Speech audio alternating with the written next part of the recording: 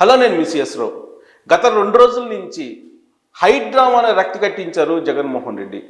అయితే దానికంటే పెద్ద ఎత్తున ఢిల్లీ యాక్ట్ చేసింది. అందుకే ఇప్పుడు జగన్మోహన్ రెడ్డి తోక ముడిచారు అనేది అర్థమవుతుంది. అర్ధాంతరంగా ఆయన తిరుమల పర్యటన రద్దు చేసుకున్నారు. తిరుమలకి వెళ్ళడానికి ఆయన సాహసించలేకపోయారు. దానికి గల ప్రధానమైనటువంటి కారణం స్వామీజీలు, మఠాధిపతులు, హిందూ సమాజం వ్యతిరేకించింది. అయినప్పటికీ కూడా అక్కడికి వెళ్ళి ప్రార్థనలు చేయాలి అనేటువంటి ఒక ఆలోచన వైఎస్ఆర్ కాంగ్రెస్ పార్టీకి కలిగింది. ఆ విషయం నేను చెప్పడం కాదు, కరుణాకర్ రెడ్డి మాజీ తిరుమల తిరుపతి దేవస్థానం అధ్యక్షుడు ఆయనే చెప్పారు. తిరుమల తిరుపతి దేవస్థానానికి వెళ్ళి పూజలు చేసుకోవాలి, పూజలు చేయడానికే మేము వెళ్తున్నాము అని చెప్పేటువంటి క్రమంలో ఆయన మేము ప్రార్థనలు చేయడానికి వెళ్తున్నామని చెప్పి ప్రకటించి మళ్ళీ 4 గడుచుకున్నాడు ఆయన.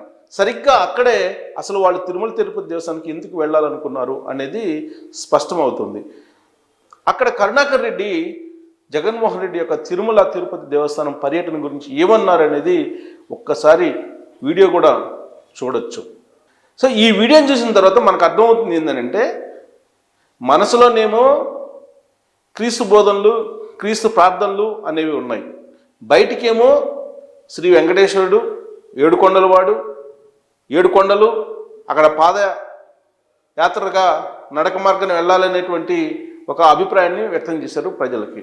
కానీ వాళ్ళు క్రీస్తు బోధనలు చేయడానికే అక్కడికి వెళ్తున్నారనేది నిజం అనేది కరుణాకర్ రెడ్డి చెప్పడం జరిగింది. సో ఇదంతా ఒక ఎత్తు అయితే, గత 2 రోజుల నుంచి జగన్మోహన్ రెడ్డి ఆడినటువంటి మైండ్ గేమ్ ఆంధ్రప్రదేశ్ సమాజాన్నే కాదు, ప్రపంచవ్యాప్తంగా ఉన్నటువంటి హిందూ సమాజాన్నే ఒక రకంగా ఆగ్రహం కలిగించేలాగా ఉంది. ఎందుకనంటే తిరుపతి లడ్డుకు సంబంధించి తయారీలో కల్తీ జరిగింది. నెయ్యిలో జంతువుల కొవ్వు, పంది కొవ్వు, ఇలా రకరకాల కల్తీలు జరిగాయి. ఈ కల్తీకి ప్రధాన కారణం జగన్మోహన్ రెడ్డి గారు అప్పట్లో ముఖ్యమంత్రిగా ఉన్నప్పుడు జరిగింది, ఆయనే పరోక్షంగా దీనికి సహకరించారు అనేది గత కొన్ని రోజులుగా హిందూ సమాజం ప్రశ్నిస్తూ ఉంది. జగన్మోహన్ రెడ్డి హయాంలో ఏం జరిగింది తిరుమల తిరుపతి దేవస్థానం మీద అనేది 2019 నుంచి 2024 వరకు మొత్తం రివీల్ చేసుకుంటే కనుక అన్యమత ప్రచారం భారీ ఎత్తున జరిగింది. అలాగే తిరుమల తిరుపతి దేవస్థానానికి సంబంధించి ఉన్నటువంటి ప్రాముఖ్యతను తగ్గించేటువంటి ప్రయత్నం ఆయన హయాంలో జరిగింది అనేటువంటి ఒక చర్చ చాలా భారీగా జరుగుతూ ఉంది. అంతేకాదు జెరూసలం ప్రచారం చేయటం, ఆయన హయాంలో అన్యమత ప్రచారాన్ని ప్రోత్సహించడం, తిరుమల తిరుపతి దేవస్థానానికి ఉన్నటువంటి ప్రాముఖ్యత, దానికి ఉన్నటువంటి పవిత్రత, దీనన్నింటినీ ఎలా దెబ్బతీశారు జగన్మోహన్ రెడ్డి అనేది ఏ ఇద్దరు హిందువులు కలిసినా కానీ మాట్లాడుకుంటున్నటువంటి సమయం. కరెక్ట్గా ఇలాంటి చర్చను పక్కకు తీసుకెళ్ళాలి అనేటువంటి ఉద్దేశంతో ఆయన 2 రోజుల క్రితం తిరుమల వెళుతున్నాను, తిరుమల దర్శనానికి వెళ్తున్నానని చెప్పి ఒక ప్రకటన చేశారు. ఆ క్షణం నుంచి తిరుమల దర్శనానికి ఎలా వెళ్తారు జగన్మోహన్ రెడ్డి, కాలి మార్గాన ఆయన తిరుమల చేరుకుంటారు అని చెప్పి వైఎస్ఆర్ కాంగ్రెస్ పార్టీ ప్రకటించింది. సో కాలి మార్గాన ఆయన షెడ్యూల్ ప్రకారం శుక్రవారం రోజు సాయంత్రం వెళ్ళాలి, శనివారం రోజు ఉదయం ఆయన దర్శనం చేసుకోవాలి. అయితే ఆయన దర్శనం చేసుకోవడానికి డిక్లరేషన్ ఇవ్వాలి. ఆయన డిక్లరేషన్ ఇస్తారా ఇవ్వరా? ఇచ్చేది లేదు అని చెప్పేసి కరుణాకర్ రెడ్డి మీడియా ముఖంగా చెప్పాడు. డిక్లరేషన్ లేకుండా తిరుమల తిరుపతి దేవస్థానానికి ఏ విధంగా ఆయన దర్శనానికి వెళ్తారు అనే దాని మీద ఒక పెద్ద ఎత్తున 2 రోజులుగా చర్చ జరిగింది. సరిగ్గా ఈ పాయింట్ దగ్గరే పీఠాధిపతులు, మఠాధిపతులు, అనేక రకాల హిందూ పరిషత్తులు, హిందూ సమాజం, ఆర్ఎస్ఎస్, బజరంగ్ దళ్ ఇలాంటివన్నీ కూడా ఏకమయ్యాయి, జేఏసీలుగా ఏర్పడ్డాయి.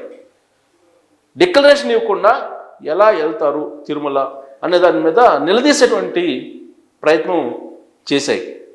అక్కడి నుంచి వస్తున్నటువంటి ఒత్తిడిని తట్టుకోలేక ఒక్కసారిగా ప్లేట్ ఫిరాయించేటువంటి మార్గం వైఎస్ఆర్ కాంగ్రెస్ పార్టీ ఎంచుకుంది.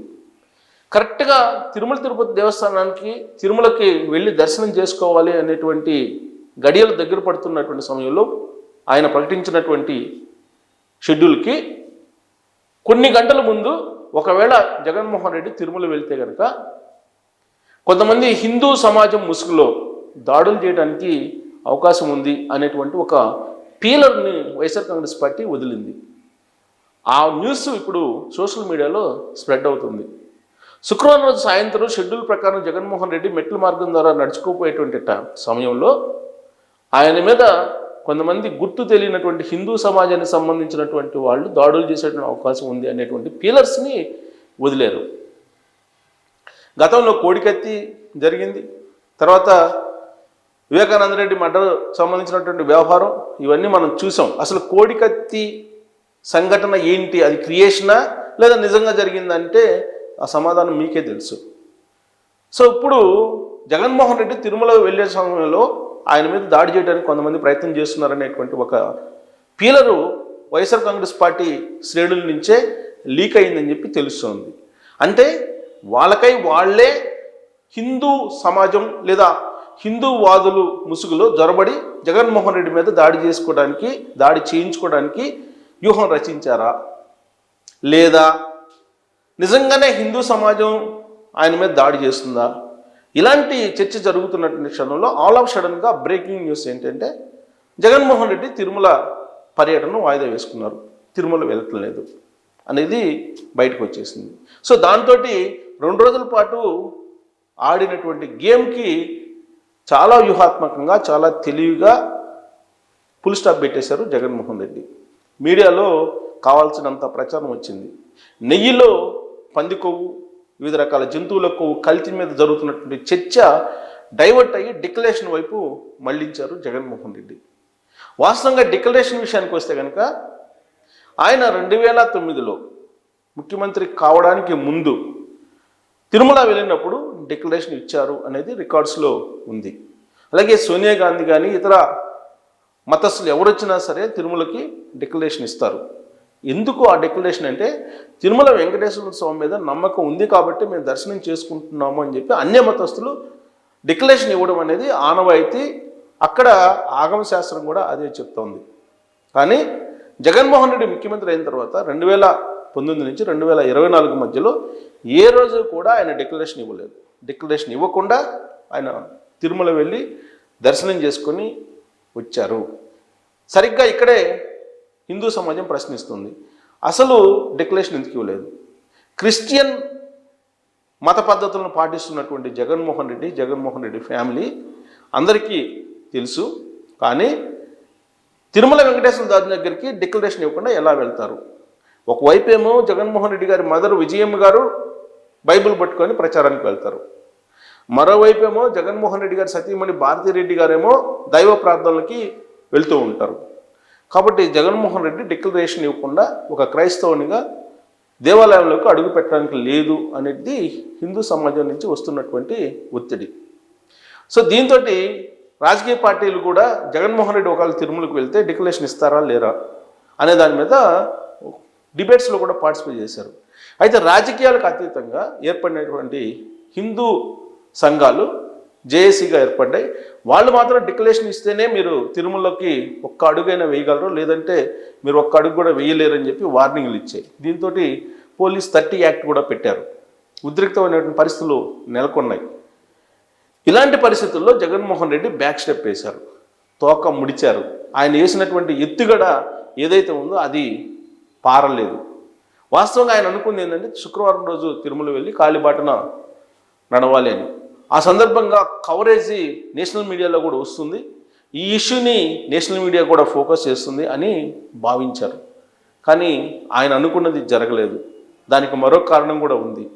సుప్రీంకోర్టు చీఫ్ జస్టిస్ చంద్రచూడ్ కూడా శుక్రవారం రోజు సాయంత్రం వస్తున్నారు తిరుమలకి.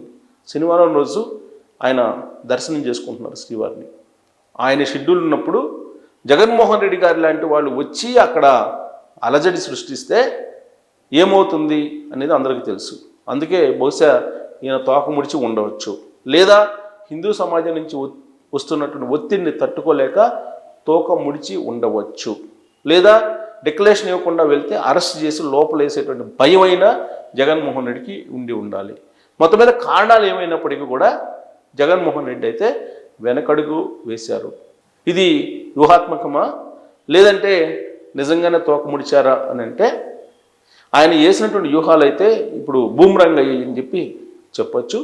హిందూ సమాజానికి హిందూ సమాజం నుంచి వచ్చినట్టు ఒత్తిడికి తోక ముడిచారని చెప్పి చెప్పొచ్చు. సో జగన్మోహన్ రెడ్డి అసలు సతీ సమేతంగా రావాలని చెప్పి కూడా డిమాండ్ చేశారు హిందూ సమాజం. భారతిరెడ్డి గారిని కూడా తీసుకొని వచ్చి ఇద్దరు తల్లిలాలు సమర్పించి హిందూ భక్తులు ఏ విధంగా అయితే శ్రీవారిని దర్శించుకొని భక్తి ప్రపత్తుల్ని చూపిస్తారో అదే తరహాలో జగన్మోహన్ రెడ్డి దంపతులు కూడా ఉంటే బాగుంటుందనే డిమాండ్స్ కూడా సోషల్ మీడియాలో నెట్జన్లు విస్తృతంగా డిమాండ్ చేశారు. ఇన్ని విమర్శలు, ఇన్ని ఆరోపణల మధ్య జగన్మోహన్ రెడ్డి తిరుమల పర్యటన లేదా తిరుమల దర్శనం కోసం ఆయన చేసినటువంటి ప్రయత్నం అర్ధాంతరంగా ఆగిపోయింది. దీని వెనుక ప్రధానంగా కారణం ఏంటి అనే దాని మీద మీరు మీ అభిప్రాయాన్ని తెలియజేయచ్చు.